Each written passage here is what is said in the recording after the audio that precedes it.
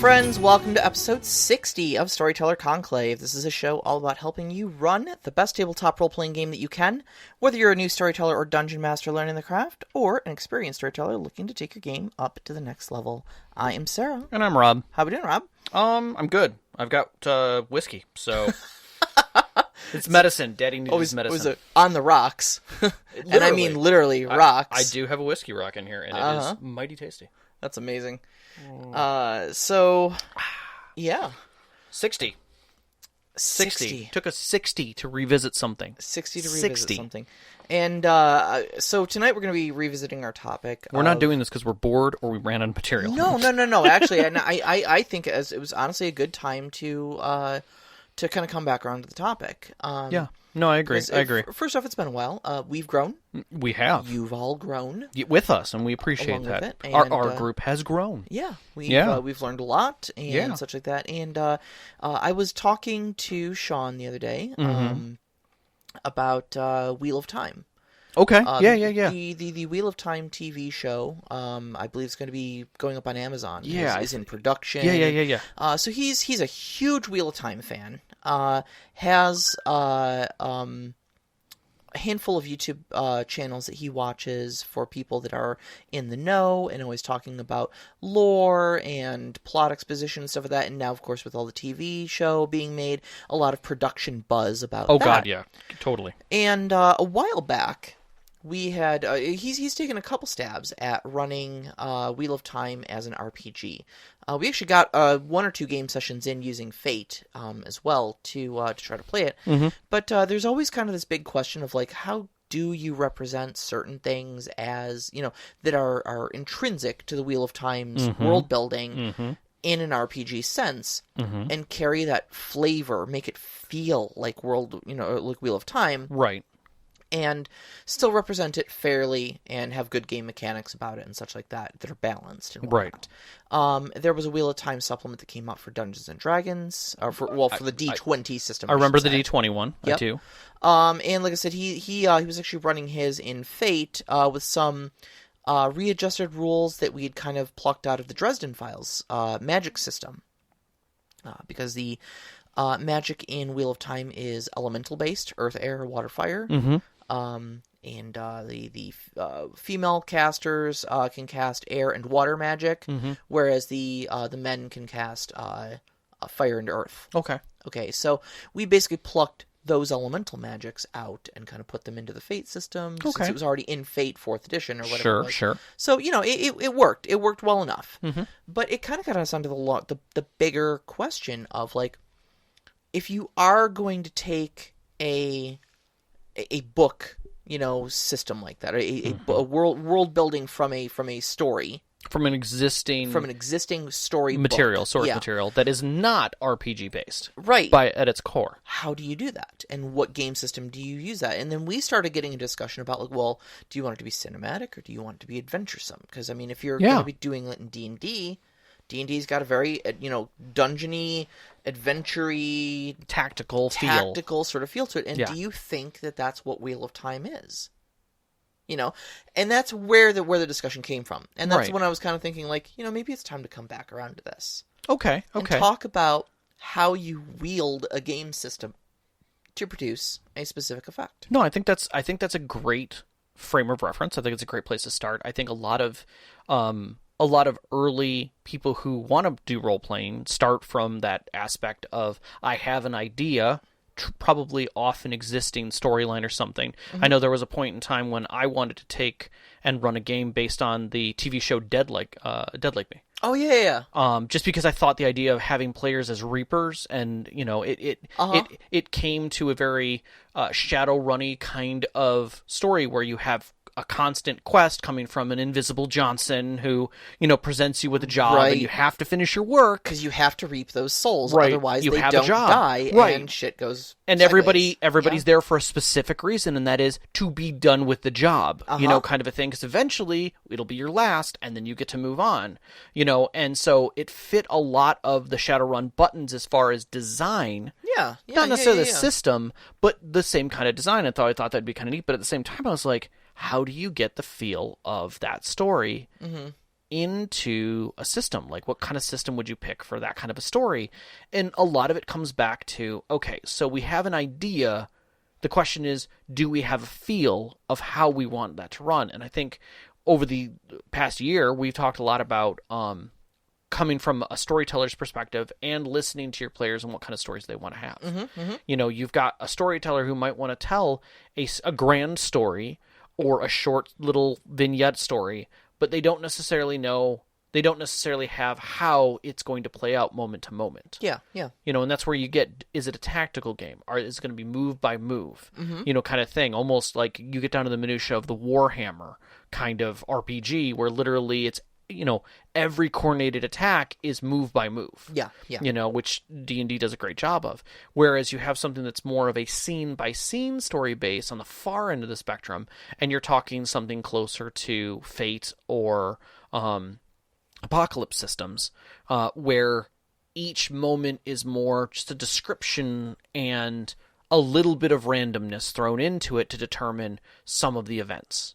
And moments in those events when a trigger is set and somebody is going there.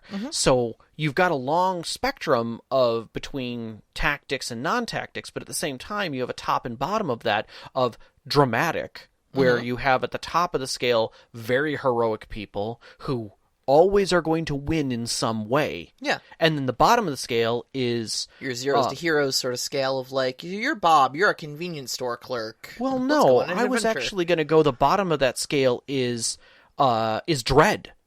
Oh. Where your character where- is expendable. Where you're literally the prey. Correct. You're not even the hero of the story. Right. The chances of you moving forward is irrelevant to the progression of the story. You'll just create another character that fits in, and now you keep moving forward. Yep. Whereas, like, I'm trying to think of a good, like, Aliens to a degree is that story. You know, where you just keep inserting. Now, granted, there's one character who's kind of carried through the whole thing, which is great. Yeah. But at the same time, even that character has been replaced a few times. You know, unbeknownst to the viewer at some, you know, if you're just watching at a cursory level, you don't necessarily recognize it because it's the same actress. But at the same time, that story is a dread story. Bad things happen to people, but the story continues. Yeah. Its main characters getting picked off constantly. Right. Yeah. Whereas at the top of the scale, you have your typical blockbuster movie where people don't die. They disappear for maybe 14 scenes and then come out of nowhere, out of a broom closet, and you're like, oh my God, they're alive. You know, and sure, they're alive. That was expected. They might be a little dusty and dirty, you know. Right. But they're there. Even villains can't die. You know, they come back in a different form or some other thing. They get subdued and arrested or whatever, but yeah, never killed. Right, so you've got this kind of, you know, diamond pattern, if you will, of where do you sit in this chart, and what kind of systems does that fit? Yeah, well, I mean, I think you need to find your starting point first. I agree. And you know, and kind of go from there. So I guess there's two real like, or possibly three. Okay. Three different starting points that you're probably looking at. Sure. So, are you building a game for a specific group? Sure. Okay, so you have a core group of players that you know and you work with, and they've all kind of got the types of games that they like to play. You've got a feel for them. They've got a feel for you. Right. So if that's the starting point that you're going for there, you know, maybe you're not looking to experiment. Maybe you don't even have a story in mind. You just want to play something, okay? If you happen to know these players all like GURPS or all like D&D or whatever, they may, you know, that's maybe where you're going to start. You're not even going to start with, I want to tell a story about X, Y, or Z. Right. But you may just start with, I'm going to play a game with, you know, Bob, Jim, and Carol. And go from there, you know. And Bob and Jim have played D&D for years, and Carol's always been interested. Yeah. So let's, you know, we're going to play D&D. Yeah. That's how you pick your system. On the other hand, we talk a lot about, you know, wanting to tell a specific story. We talked a lot about wanting to tell a specific story that wasn't already codified into a game world. Right. Maybe you've created your own. Maybe it's based off of a book series you like. Maybe it's a movie you liked or something like that. Maybe you're drawing inspiration from a lot of different places. But you then need to do that thinking about, like, okay, so how are you going to emulate the idea in your head and get that to come out as game mechanics and a fun game for everybody at your table? Right. Okay. And last starting point is, are you gearing up to play an existing property? Right. Okay. Forgotten Realms or right. Adventure. Like Forgotten Realms, Faerun, that's an existing property. Now, it's written for D&D. It's a D&D property. Mm-hmm. I submit to you, you don't need to play it with D&D. 100% agree with you. Because it's a world. You could literally do it in City of Mist or Urban Shadows just as easily. You could. You could run a real cool, like, Dragon Heist Waterdeep Dragon Heist game in Urban Shadows. Yeah, because yes, there are. If you know the city well enough, you could literally design the city off of that. But there's nothing to say that you can't take the map of Waterdeep and put your own things in areas. Play Dungeon World. And just say we're going to do these things. And Dungeon World's another good example. Or play I think. Fate. Yeah. Or GURPS. Yep. I mean, GURPS or for a Dread. while. GURPS for a while made its trade on making GURPS supplements for existing properties. 100%, I agree. All over the place. I mean, there's probably hundreds of books. At Palladium this point. was a universal fantasy system. Yeah. So you could play anything in it, Dragonlance or whatever. It didn't matter. You could play whatever you wanted. And the modern version of that was just a shift over to that they opened up the license to be more modern, and Rifts came born of that. So again, you have those systems that are, that are out there to be universal systems of grab bag of hair, to take the parts that you want. And I think that's where we kind of get into Knox's thing of kit bashing that we had talked about before, where you grab parts and pieces that you need. Not necessarily the whole system, but enough of the system to get the job done. Right.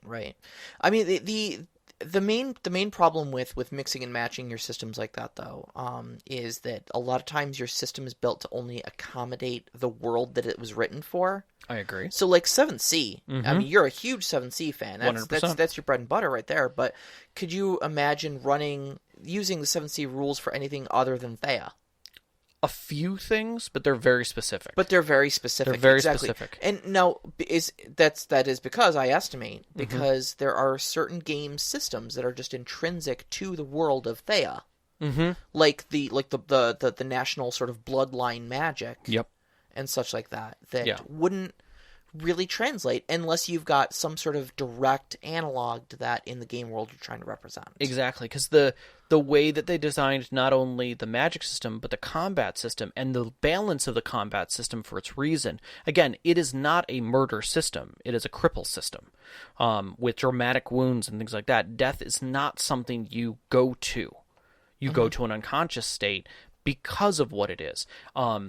And the way that you play is very high and mighty. Your chances of loss are very low. So the idea of failure is low in the game, in the way that it's designed. But yeah, the magic system is a great example that, you could take the magic system and turn it on its head a little bit and use it for, and I'm going to say this, something like Avatar. You technically could do that, but you would be stripping whole elements out of the system to make that work. Exactly. Or altering them heavily, the wording that they use within those systems. So it would be very kit bashy in that sense. But I think it would play very well in an Avatar, and I'm talking Avatar as in Aang Avatar, not as in The Last Airbender. Correct. But I think it would fit in that. And I think you could do that very well because it still fits within that bloodline design, and you could do something. Sure.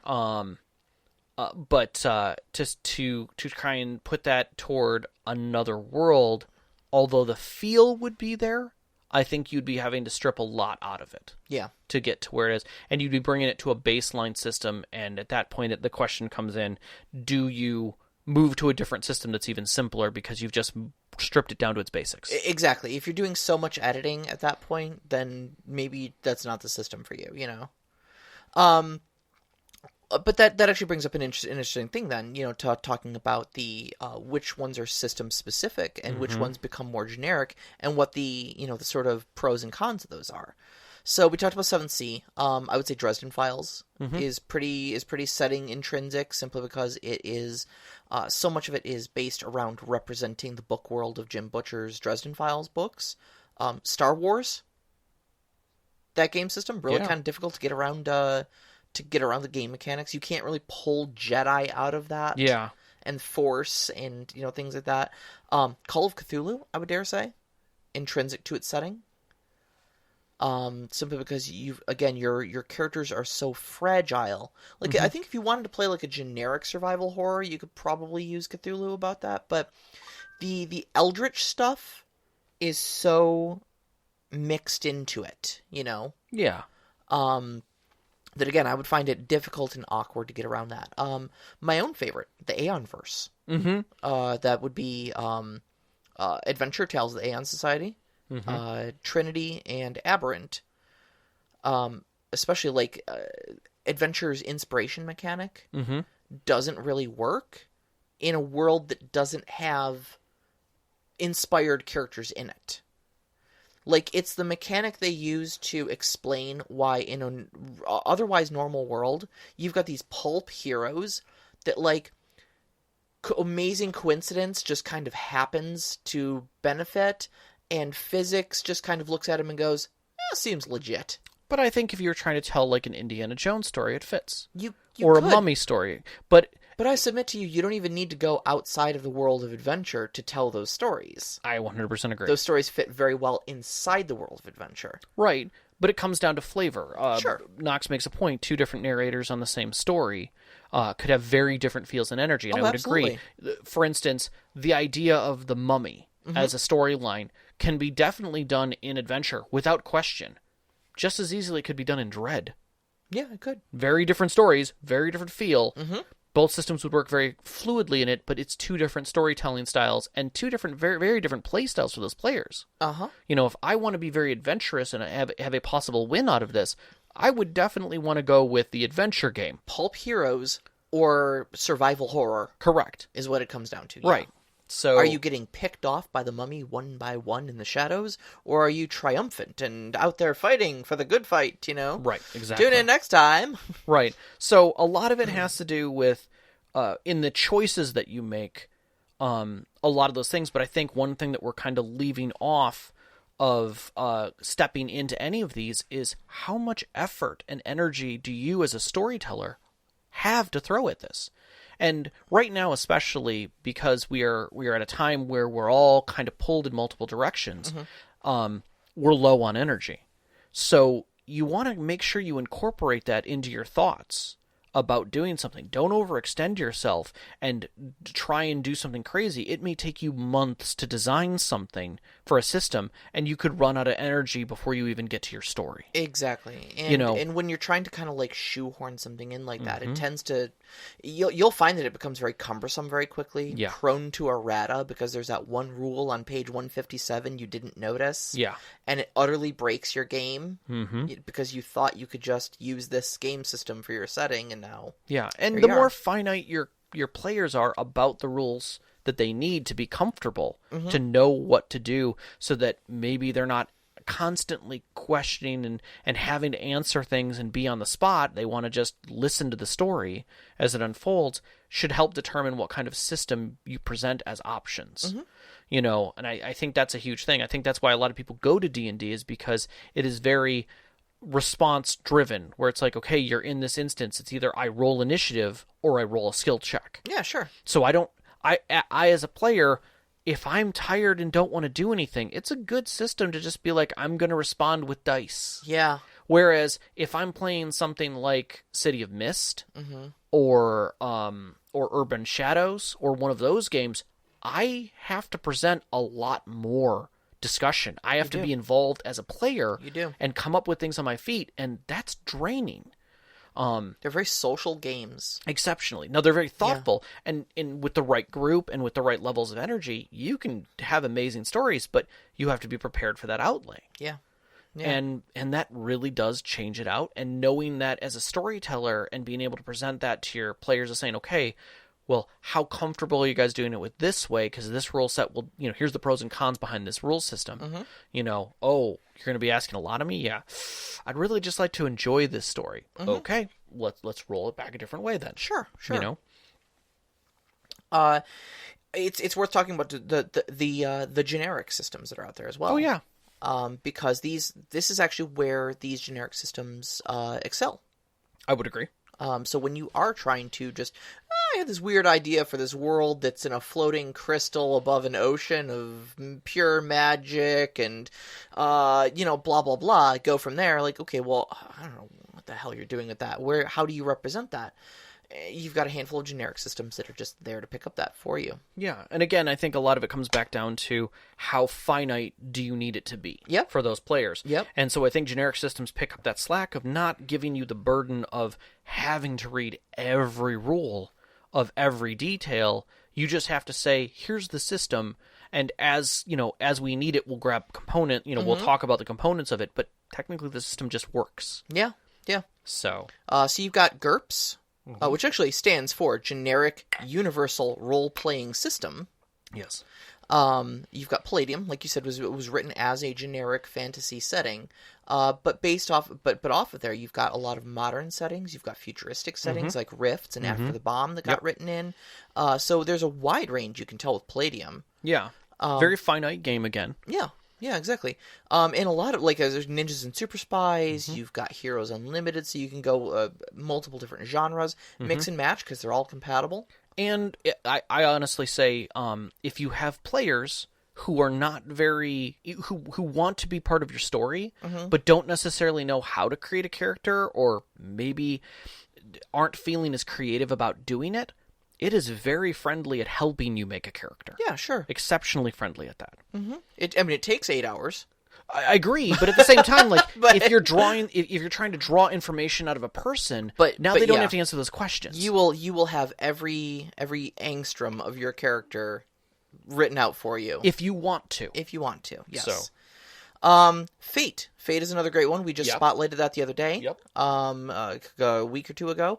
And that is a great generic system that is not setting specific, and it's very flexible because it's not a very numbers heavy system. And so you can kind of make your own world along the way, make your own characters in the world, and just kind of describe them in words. And those actually function as game mechanics. So yeah, it definitely makes it rules light. It lends itself to a more heroic design and lead up, because again, you're not dealing with finite damage and death mechanics. There's no hit point system per se within Fate directly. Right. So in that sense, it kind of follows that heroic feel. And gives you that edge of the story. So if you were going to do something that was more of, I want to cheer my heroes on, I want to allow them the freedom to be able to be expressive in their character design because they have these ideas, because maybe the system is based on, maybe your world design and story is actually based on something contemporary. Maybe you guys are doing something, I don't know, sparkly vampire-ish, and you have ideas for who you want your characters to be, or maybe you're trying to mimic another story or world. It makes it very easy for them to just come up with words to describe the things that their characters are, and then fit it into the system versus searching through pages and pages of system design that Palladium would have for something that fits what their character is. Yeah, exactly. Exactly. One other system too that I was kind of it's kind of been sitting in the back of my head, and I believe it or not, don't know a whole hell of a lot, but I've heard its name dropped a handful of times, is the Hero system. Oh, God. And that is the game system that powers the game Champions. Champions, yeah. Yeah. Yeah, and that was I don't even think I've ever played in Hero/Champions. The most recent edition was published in 2010. Okay. So it's I've definitely seen the books. I've handled them. I think I may even have made a character for a game, but it never went off the ground. Yeah, the only superhero-ish game that I've ever played has been Aberrant. So yeah, I've just never crossed paths with it. But whenever we get into these sort of discussions and stuff like that, it's occasionally dropped out there. Yeah, talking about the hero system for Champions. I'm going to flat out say it. If anybody has feelings or notations about Heroes, throw it into the discussion. You guys have been doing a great job about it. Let's talk about it as a system, because again, it's something we're not very familiar with. Yeah, absolutely. But, tell us your experience with the Hero system up on Discord, or tweet it at us at @ST_conclave if you got Twitter. Likewise, if you guys are interested in us talking about the system or doing a dive on it and don't know anything about it but are interested, let us know. We'll go do some digging. Oh, we'll learn it. I would love to. You know? And we've actually talked about getting into some of these systems and running like one-shots that are recorded and edited so that you guys can get a feel for how those games run,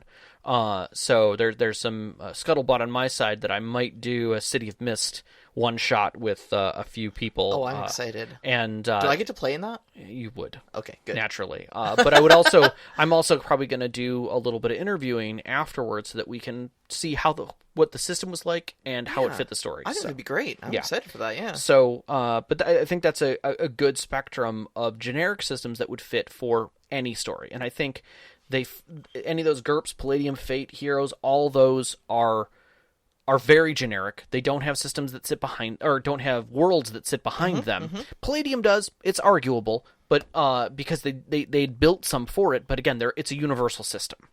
The only drawback I think about the generic systems is that because they are generic, they can feel bland.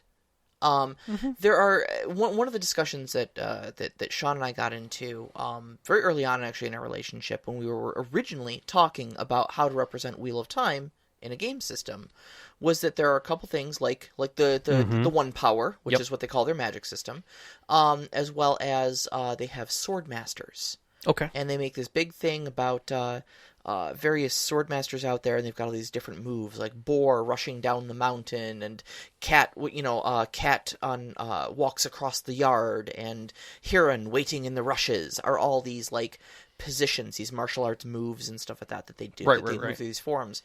And in the books, they're described. They're not even described like in physical forms of like he struck him with his sword, or he did this, or danced out of the way there. It's like he went into Boar rushes down the mountain, and moved into Cat waiting in the treetops, and moved into a Heron waiting in the rushes, and then a downward tornado or something like that. Why am I hearing Princess Bride? Oh, I see. You're using Capifera. Exactly. Yes. I found out that Tibble cancels out Capifera. Yeah, exactly. You know, you must expect that I studied my Agrippa. Exactly.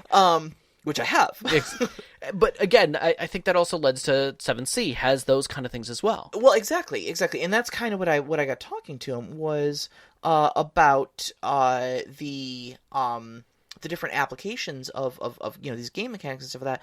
We were originally talking about how to represent these things, and one of his gripes was that he didn't feel like what he had various systems felt like Wheel of Time. And how do you get that feeling of Wheel of Time? How do you have a character playing a swordmaster feel like a swordmaster?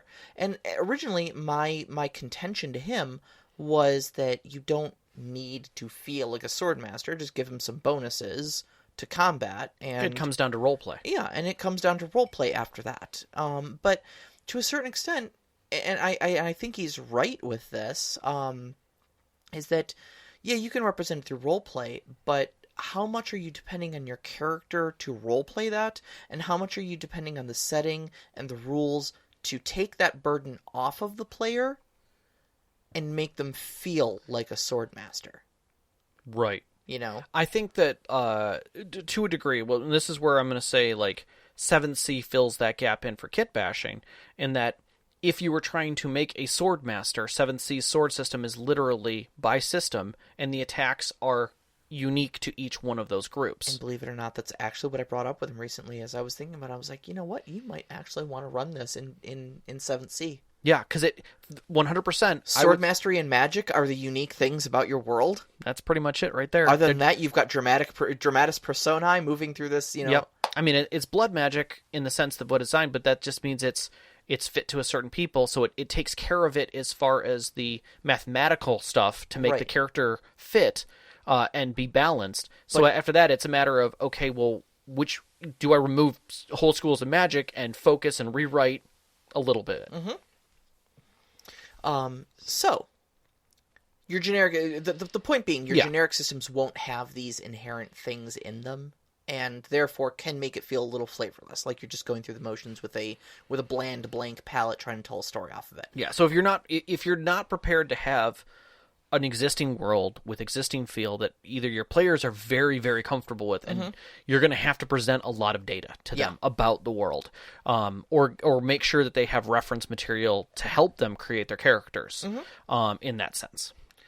So then you've got kind of a middle ground too. Mm-hmm. You've got semi-generic systems, I would call them. I don't know if that's it's not really a term, you know. I mean, it's not really like an industry term, but it's what I'm just calling them sort of semi-generic systems. But like I think D&D is a semi-generic system. Well, D20 definitely would fit under generic, but really D20 is D20 fantasy. Yeah, I mean, which is D&D. D20's kind of the watered down generic version of it, but like I think D&D in and of itself, like the actual product Dungeons and Dragons 5th edition, right, is a semi generic system because whereas it's designed to play, sure they've got their flagship things like Forgotten Realms or Dark Sun or whatever, Ravenloft, whatever you want to do, yeah, sure, you can really use it for any swords and sorcery style game. I can honestly say that I've ran custom ones pretty much every time I've ran. It's far and few between that I've actually picked a module and ran a module in D&D. Yeah. I've played in them, but I just don't typically run them. Sean runs a lot of Faerun stuff. I'm running my Elder Scrolls system out of it. I mean, so right there. But I think the difference is that D&D does a good job of giving you within the data who you are. Oh, yeah, absolutely. Which, there's a whole nother discussion to be made about is... I'm going to say it because I think it's appropriate, and it's a discussion that we need to have at one point, is D&D racist? Because they basically turned whole cultures in by race. Yeah. There's actually been a lot of buzz about that lately. Yeah, we're not going to get into that, but I'm going to say... But suffice to say, they're addressing that. Right, that issue. But at the same time, it makes it easy. Yeah, it does. Like, oh, I want to play a brutish character from the mountains, who drinks. It's tropey. It's very tropey. You can basically say within three races. Oh, you're going to play a barbarian, right? Okay. So, do you want to be a short barbarian, a tall barbarian, or an angry, monstery-looking barbarian? Right. Oh, I guess I'll be the angry Mario. Okay, so you're going to play an orc, or a troll, kind of a thing, and that's where those kind of things, and then you've got. So it does already give you all those flavors because you're getting something that most of the generic systems don't necessarily give you, which is a reason why the class or race or something is because it is. Yeah. So, so we've got a couple other semi-generic systems like I think Urban Shadows. Oh, definitely, because you're again being given a class that denotes who you are a little bit. It gives you a flavor so you don't have to think as far. But part of that is you do your world building during character creation. And so you figure out where your character's place in that world is, who your character is, and what that world even is. Yeah. So you don't necessarily... There is no real, setting for Urban Shadows. No, but at the same time, if I'm sitting at an Urban Shadows game and someone else is telling me about a different Urban Shadows game, there are certain assertions that you know to be true. I can follow it because I know the classes. Exactly. So our D&D worlds may vary drastically, but when you say, so my monk went like this, I know what you're talking about. Yeah, and if something goes off, I can say, is that a house rule? Oh yeah, we made a house rule for X. Right. And I think that's where semi-generic systems come in, is because it makes it easier to move properties with just a little bit of ease. Champions does a decent job of that, I would say, as well, in the sense that it gives you a much more defined class and reason. Yes. And makes it easy for you to be able to tell story to story. So... yeah, you're a comic book character. Yeah, exactly. Versus setting specific. Yeah, exactly. We've talked about 7th, we've talked about Dresden, we've talked about Star Wars, we've talked about Call of Cthulhu, Aeon, World of Darkness, Shadowrun. Oh yeah, God, World of Darkness is very specific. I can't even imagine where Bloodpool and Humanity and Disciplines and stuff like that would even fit in a game other than Vampire the Masquerade. Right, or even Shadowrun to a degree, but at the same time, it's a cyberpunk game. You could tell another cyberpunk story in a Shadowrun world because you are given such a hard setting. You could, but here's my only contention with that is that you'd have to rip half the book out, because Shadowrun's setting is so unique in the fact that you've got all the unexplained genetic expression, UGE, where you've got the orcs and trolls and elves and dwarves and all that jazz have come back. Right. Magic has come back. Right. Spirits and elementals and dragons and vampires are all very much a thing in the setting. But underneath all that, it's a cyberpunk setting. Right. So I think if you were going to just try to use Shadowrun to represent, like, just a generic, like, Cyberpunk 2077 or something Sure. like that, you would have to rip half the Shadowrun book out, because all the stuff with the magic and all the stuff with the orcs and the trolls and everything like that, you couldn't use that. You could use the Matrix stuff, you could use the cybernetic stuff, but really?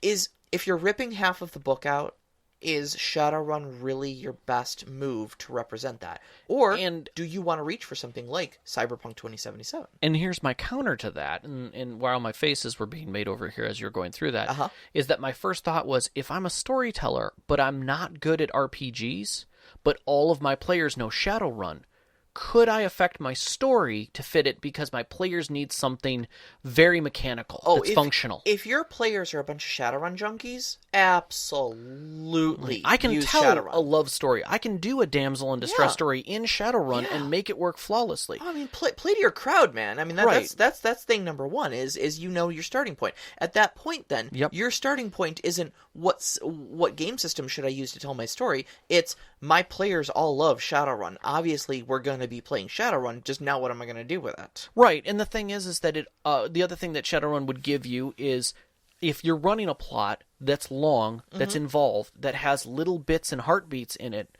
which a lot of Shadowrun, a lot of storytellers who use Shadowrun use, it gives you an out every time. You automatically have, effectively, a trash quest waiting for you at every turn. So when you do plot beats like, hey, I'm going to, I need a session 0. I need a milk run. Guess what? Shadowrun's default milk run is the easiest thing to roll out right there. Yeah. Go get this, come back. There's no plot, but you can put a seed in there for your players and figure out who they are.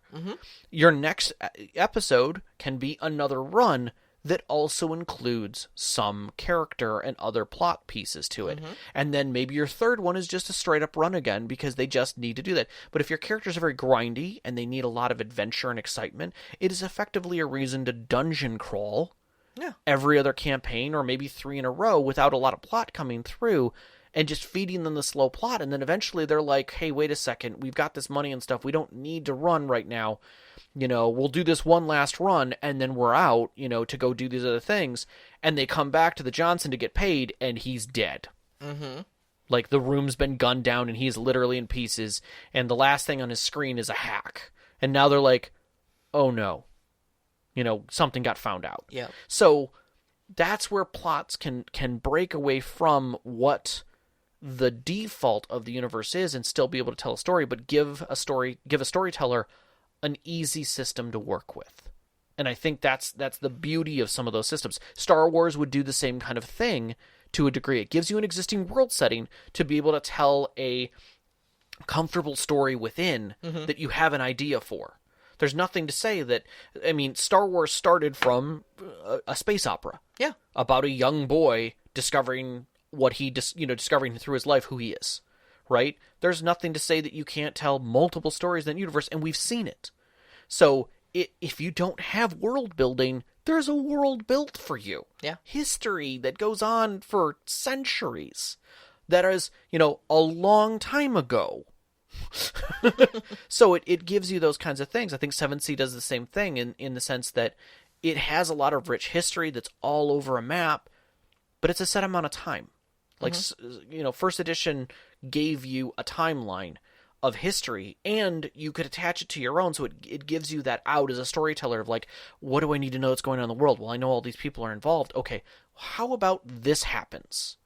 How would the world react around it? How am I going to do this? Who is this person to play in that world? And it gives you outs. It gives you other things that they could be doing. The other players, and it helps you as a storyteller with a framework. Yep. All right. We're going to leave off on just remembering that you referred to Shadowrun as an easy system to work with, and we're going to go take some questions. I'll remember that. So Knox asks, How do you feel about giving players temporary items that work like randomizers in order to spice up sessions? For example, In Relics and Rarities, every session, the players are allowed to choose from a random item, usually magical, from their home base curio shop, which is theirs only for that session. Since that show and its session are episodic, it's easier to control this time and allotment. How would something like this work for a more open story arc, and could it? I think it could work for a more open story arc. Yeah. I think it's a really cool thing that Deborah Ann Woll was doing with Relics and Rarities. Yeah. I remember Overwatch telling me about one of his games where he literally had a shop that existed in every dimension, in every timeline, in every major city. Except Beirut 1984. Exactly. And it had everything then. Like, literally everything was there. You could find the Spear of Destiny, which in fact they needed to find for a specific thing, and so in that, I think it comes down to the storyteller defining limitation. Yeah. I would submit to you that your use of the word random is spurious. I don't think if it were me, nothing in that shop would be random. No. And it would all be accounted for. And I think if you looked behind my DM screen, you would see, this is in the room, and this is the difficulty class for solving this particular puzzle. And if the character has chosen one of these tools, they can use it in this way. Right. If they've chosen this tool, they can use it in this way. And if they chose it in this tool, it explodes. Right. Dealing 1d4 damage. Yeah. And I would say I agree. I think that any situation could call for anything. And it comes down to, again, your level of acceptance as a storyteller to your players' success. Also, I think the system has a lot to do with that. Yeah. There is also to be said, I don't like this particular realm of chaos in my games. It makes me uncomfortable sometimes, but I know there's a lot of storytellers who do kind of thrive on chaos, and so they may throw random things in there and just say, like, if your characters use this in a creative way, let them have it. Right. And I've literally seen encounters written up like this. Like, there is no correct solution to this particular problem or puzzle. Let your characters mess around with it for a little bit, and whoever comes up with something you think is sufficiently creative, let it work and move on. Yeah, and to your point, Knox, it's random because you don't know what its uses are. Right. I think that is the limiting factor then. Yeah. So. And I think there's something to be said for that. Allowing your character's creativity to do things, and then just not having a codified, difficulty or set combination to things that they need to figure out, because it puts that on it puts it more on the player to figure those things out than it does the character. I agree. So yeah, giving them the option to just have kind of a thing you didn't necessarily account for and used in a creative way, I think there's something to really be said for that. Definitely. All right, to you. So Draven asks the hard-hitting question here. This is the one I've been waiting for. What will it take to fill the hole left in Rob's heart from that Gen Con Shadowrun game? I will flat out say it. Overwatch has to run a game. That's it. I love his Shadowrun. I love the way he tells stories. He loves that system in such a deep way, and the only way it's going to be fixed is literally... I have to go to the cake boss to get a cake to have cake again. Yeah. That's what it is for me. Like, yeah. Sometimes when you have a very shitty meal of a certain thing that you normally love, you have to go back to what was the best time that you've had it and try and have it from there. And if that place is closed... maybe you just won't enjoy it. Scratch that one off the list. Yeah. So I'm willing to wait for that because he's a master at it as far as I'm concerned because he loves the system. I had the privilege of playing in, I think, one session. Yeah. One session. I don't think we ever picked it back up, but no. I will use this platform to shamelessly whore myself out. Overwatch, I know you're listening. Yep. If you are running one. Yep. You have two players sitting right here. Nox Nox says, your name is now Cake Boss. I don't know if I could change that in the Discord. That could be interesting. Anyways. We could so let's go to Overwatch. Let's get his question. The Cake Boss asks. Yeah. What is an RPG trope subversion that you've come across that you really liked? Can you think of one that missed the mark? Now, this one stumped us initially because we were trying to think about what Overwatch meant by RPG trope subversion. We straight up had a 20-minute discussion before the podcast about this very question. Which we think is a great question. Don't get us wrong. It's a fantastic question. But I was having a devil of a time coming up with an answer for it, though, is the problem. Yeah, and so... we kind of hit it. I hit it with one angle, and Sarah hit it with a different angle, and we're gonna talk about both of them. Because like the first thing that came to mind when we were discussing it was the whole idea of like, okay, you know, a trope would be like the damsel in distress, and a subversion of that would be where you find out that the damsel's not in distress. A good example of this, if you've played Skyrim and you know about the quest, spoilers. There's a quest where you have to go rescue, where a farmer asks you to rescue his wife. She's gone missing. Please find her. Yeah, and these bandits probably have something to do with it. And you go there to find out that she is the leader of the bandits, and she does not want to go home. So, that is fantastic Overwatch. I'm not even going to say it's fantastic what he wrote. But the idea is that it puts the trope on the head. She doesn't want to be rescued. In fact, she left because it was a shitty situation. And it's an RPG, and so I would say that is definitely a RPG trope subversion that I thought was kind of unique. I thought it was neat. But as far as other things, like I started thinking of it as RPG trope as in the RPG itself. Like, is Hackmaster a trope subversion? And really, it's an amalgamation of everything that we talk about as far as systems that we don't like, and it turned it into a system, and therefore turned it into basically a numbers game that is almost impossible to play. Right, like they tried to lampoon Dungeons and Dragons and ended up just making this horrible game system. They made a ridiculous GURPS version of it that is just ridiculous, and it takes you 9 minutes to go through all the charts.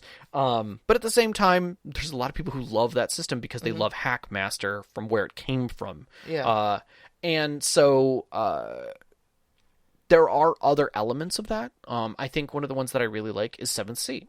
7th Sea does a good job of kit bashing history and fantasy and movies and cramming it into a story. And one of them, again, spoiler alert, the king of Castillo and his brother were left over after the father passed. And instead of holding the crown, he left. He was actually ran out because they were going to kill him. And in hopes to save his people, he went missing. Well, in fact, he ended up being put in prison on an island and silenced. And while there, broke free with a bunch of other prisoners and became a pirate king. Now, he could have returned and retaken the crown, but he also realized the threat there and that his brother had not taken the crown completely because he's waiting for him to return. So there was a really interesting knife edge of like, okay, do I return and possibly risk my family? Or do I let him be a semi-puppet and still have control over his people a little bit while he waits for me to return? And so there was that weird kind of story going on there, but it wasn't your typical kind of lost family member, nor was it your typical, like, we have to go rescue the king because he's actually in this prison somewhere, and when we bring him back, life will be great. No, it was kind of a weird spin on its own head, and it was fun. It was different. You had one earlier that you thought was really good. No, I think what I realized in answering this question is it caused me to do some introspection on what my favorite things were, what my favorite tropes were. Okay. And look for, where those tropes were subverted. And honestly, all of my favorite things in all of the stories I've been told have been the tropes themselves. Interesting. Not the subversions of them, but the tropes in all their full glory. I think it's one of the reasons I love adventure so much. Is because the game is nothing but tropes. Yeah, no, I would definitely say that it is an exceptional case of quality tropes. It's the hand-picked, 100% genuine, organic trope. Exactly, ripe off the vine. Exactly, like you smile when you look at it. It's a quality pun. Being delivered deliberately. The plot reveals in adventure games are like, of course there are Nazi zombies on the dark side of the moon. Of course there are. Why would there not be? Yeah. No, I think that's legitimate, and I think that's a good way of saying it. The real question is what missed the mark? I don't know. I don't know, because You had said Xanathar was good. oh yeah, the Xanathar. No, mind you, I don't know a whole heck of a lot about him. I'm sure if Sean is in the live chat right now, he can maybe like throw me a quick lore dump. But the Xanathar is a fixture in Forgotten Realms, specifically in the city of Waterdeep. If for those of you who play the Dungeons and Dragons 5th edition setting, he is the Xanathar from Xanathar's Guide to Everything, the expansion book. Right. And he is a beholder. But he's a member of society. Right, but he's basically a crime boss or some sort of crime boss. He's a fixture in society. He's Which a is high not society something member. that beholders are. Yeah, beholders are like horrible monsters from another dimension that have dreamed themselves into existence and live in the Underdark and vaporize people with their many eye tentacle ray beams. Right. And this guy is like a guy. Like, he's become a fixture in society. And an important one at that. He's insane and very paranoid, Sean says. Well, but I still say that he fits a societal contract. I mean, sure, he's insane and very paranoid, but he's at least fits the societal contract and exists. And like, adventurers haven't hunted him down and killed him, is what I'm saying. You know, like, I mean, there's people who probably don't like him, but there's people who probably also don't like other people. Sure, you know, sure. And like in our Waterdeep Dragon Heist game, we came into some shop and they had a little plushie of the Xanathar in there that my character tried to buy because it was that's fantastic. Adorable. Like, she yeah. had 10 gold to her name and was like, I don't need swords or magic items or armor. I want that plushie. Right. And I'm sorry, that's our one F-bomb for the for the show. I apologize for that. Sorry, iTunes. But I think that's one that makes the mark well. Yeah, because I think it makes the mark well. It pauses you, and you kind of look at it and go, "How did that happen? Wait, that's a story I kind of want to hear." You know, like, I made orcs in my game noble and very honorific and almost paladin-like, whereas the humans kind of weren't. But they've been around a lot longer and built a whole society upon that, righteous and justifiedness. And so that did kind of turn that trope on its head, but that's only because D&D does a great job of making orcs terrible people in almost everything they do. So I think that it's hard to say what missed the mark because I don't think about them. I think there are places that definitely have missed the mark because they went for the subversion hard, and it just didn't work. It was either so much of a mirror that it was painful. You're like, oh, you're the anti-damsel, like the actual anti-damsel. Great, yeah. That's wonderful. Yeah. It was expected. Sorry, right? You've created your own trope. I'm going to screw it up just because I love saying it the wrong way. Drizzt Durden. Because I love doing that. Or Dritz. Come on, let's see how many names. Drizzt Do'Urden. Yeah. Is literally a trope of his people. He's the, oh, but I'm the good one trope. Right. You know? So I would say not a failure because he's a trope.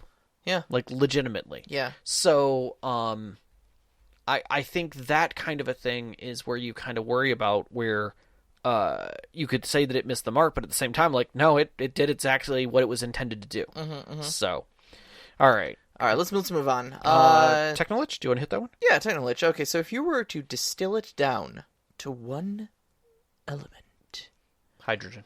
What is absolutely required to make an RPG session amazing? I know what my answer is. I want to hear yours first. Okay, so I still have like 4 minutes that I can do this on.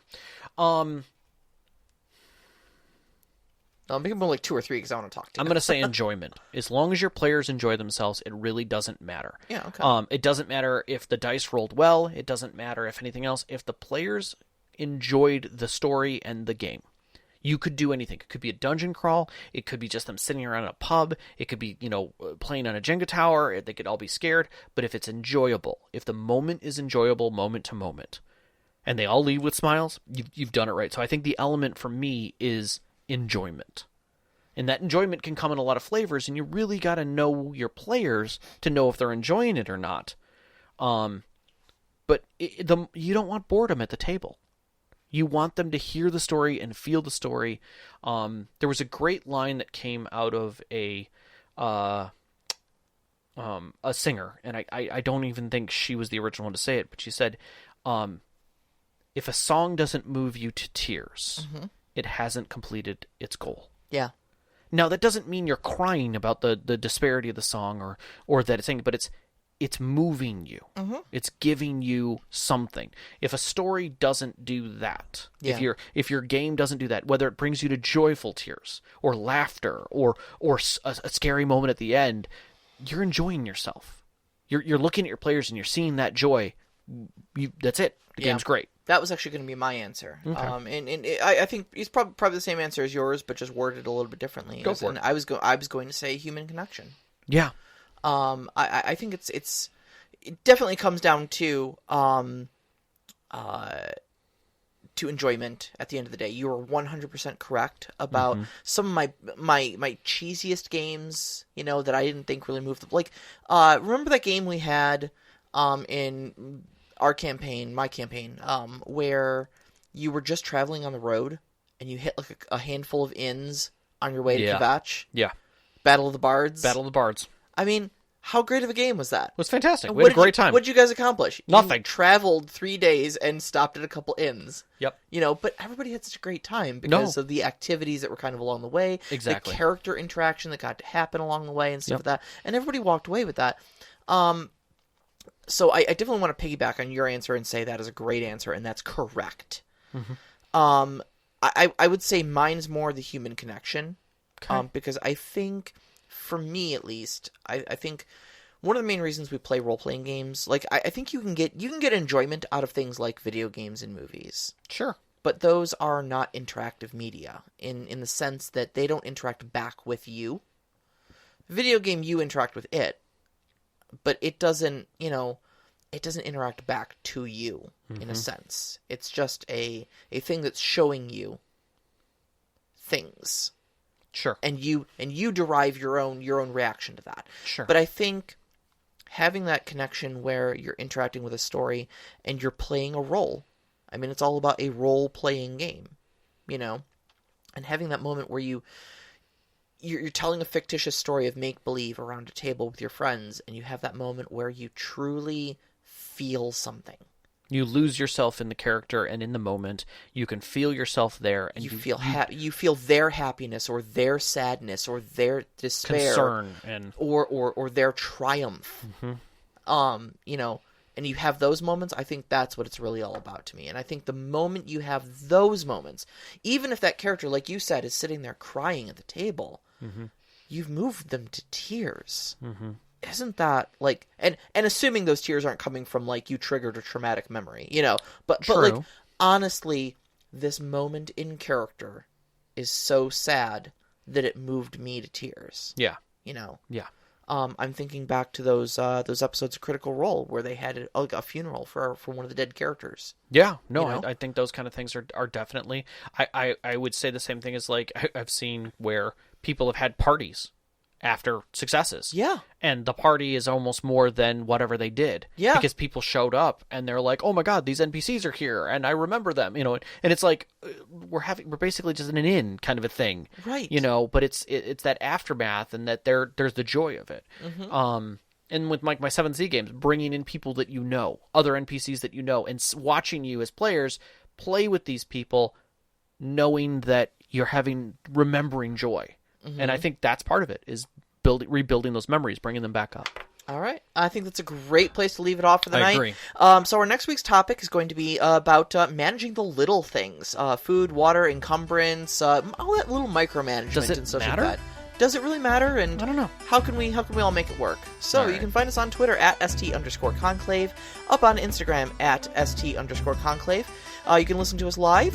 Thank you for those of you who are doing that right now. Oh God, yes. And you can, if you're listening to the recording of this, you can find us on mixlr.com/storyteller-conclave, and that's every Wednesday night at 7 p.m. Eastern Time. Also, join our Discord. You can Please. find that up on our website at storyteller-conclave.blueberry.net. That's BLUBRRY.net.